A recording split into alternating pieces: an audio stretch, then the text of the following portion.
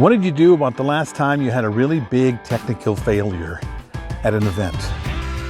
I mean, I know that we talk about this on a regular basis about how to avoid technical failures, but you can't completely avoid them, can you?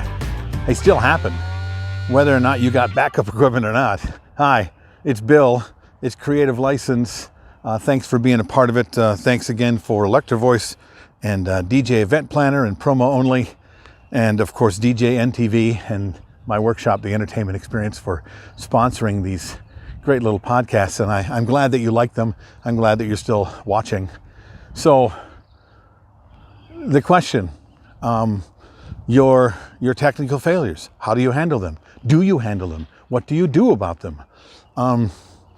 It's a tricky one. You know, we don't give any thought to really what we might do if we have them. We just think about what we're going to do to be sure that when it does happen, it is minimized, or that we can fix it because we have backup equipment. A speaker fails, we can switch out the speaker. A mixer fails, we can switch out the mixer. A song fails, we can reboot. We can do a lot of things, right? How you handle it, though, is how it's going to be perceived. It's not that you fix it or not. I mean, yeah, you got to fix it, okay? The equipment goes down and there's no more dance, you're kind of SOL. But people get that mistakes happen.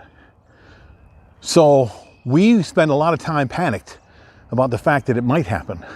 And then when it does, I've seen just complete meltdowns by guys who just like, oh no, oh my God, I can't believe this is happening. And he's storming around and he's pounding his stuff, and you see him throwing things back and forth and ordering around his assistant to run out and get more equipment. All of that stuff should be the background of what's happening. It shouldn't be what they see. Okay, what they're seeing is your meltdown. So how do you keep from doing the meltdown? Well, you have to be prepared to do what's necessary to handle the meltdown by thinking about what you're going to say, what you're going to do, how you're going to look. Okay, the last time it happened to me, I introduced the father of the bride to dance with his daughter. And as I introduced and I hit the song, my computer on my controller said error.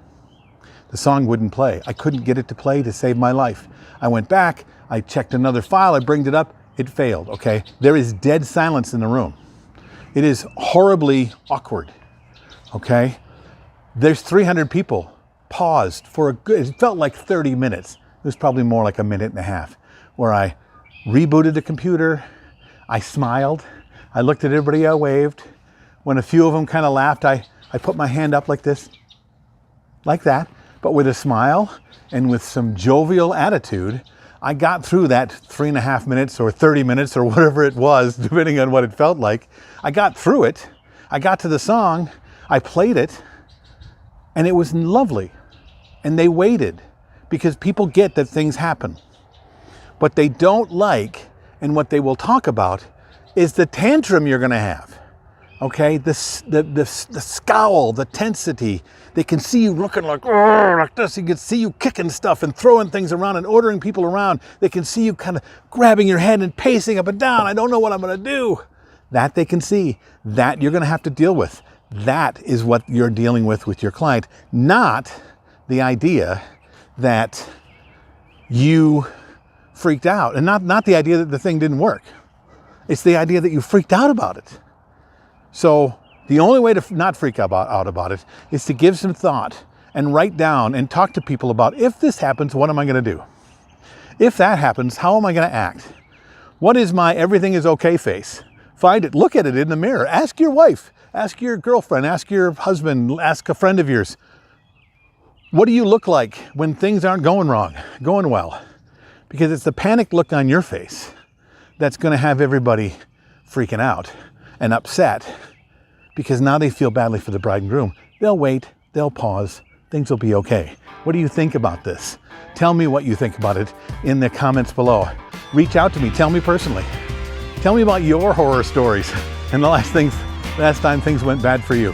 I'm Bill, this is Creative License, and I'll see you next time. Bye.